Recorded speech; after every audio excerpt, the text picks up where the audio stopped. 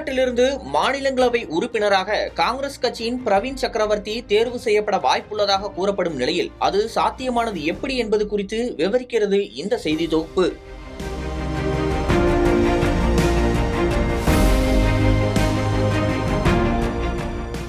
தமிழ்நாட்டின் சட்டமன்ற தேர்தலில் தாவேகா தனிப்பெரும் கட்சியாக உருவான நிலையில் அக்கட்சிக்கு காங்கிரஸ் முதலாவது ஆளாக தனது ஆதரவை தெரிவித்தது. தொடர்ந்து முதல்வராக விஜய் பொறுப்பேற்ற நிலையில் அவரின் அமைச்சரவையில் காங்கிரஸ் கட்சியை சேர்ந்த 2 பேருக்கு இடம் வழங்கப்பட்டது. இந்த சூழலில் தமிழ்நாட்டில் காலியாக உள்ள மாநிலங்களவை உறுப்பினர் பதவிக்கு தேர்தல் அறிவிக்கப்பட்டுள்ளது. தாவேகா முன்னிறுத்தும் ஒருவரே எம்பியாகும் சூழல் உள்ளது. இதனால் அந்த பதவி யாருக்கு வழங்கப்படும் என்று எதிர்பார்க்கப்பட்ட நிலையில் காங்கிரஸ் கோரிக்கையை ஏற்று அந்த பதவி காங்கிரஸ் கட்சிக்கு வழங்கப்படும் என்று முதல்வர் விஜய் அறிவித்துள்ளார்.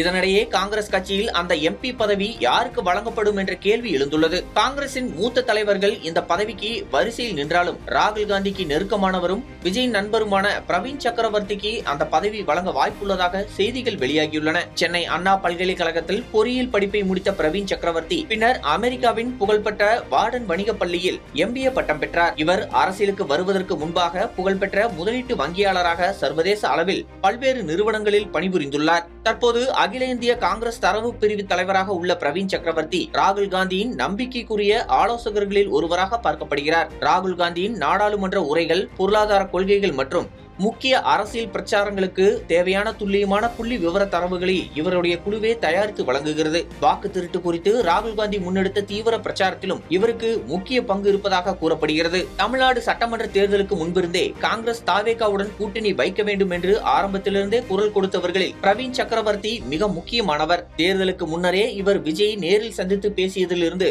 தற்போது காங்கிரஸ் கட்சி தாவேகாவுடன் கூட்டணி வைத்தது வரை அதில் இவரின் பங்கு மிக முக்கியமானது.